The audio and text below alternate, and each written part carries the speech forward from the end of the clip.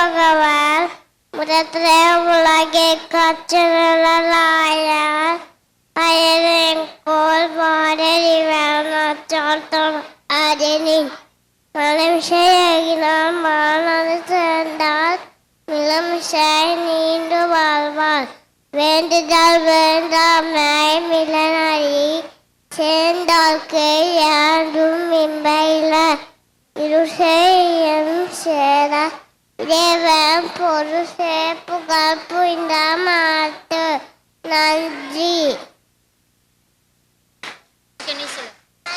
எனக்கு அனக்கா வெண்பேயாடி சிப்பி திருக்குறள் கடவுள் திருக்குறளை எழுதியவர் திருவள்ளுவர். பொறிவாய் எழுதிட்ட வைத்தியுலகம் நீண்டு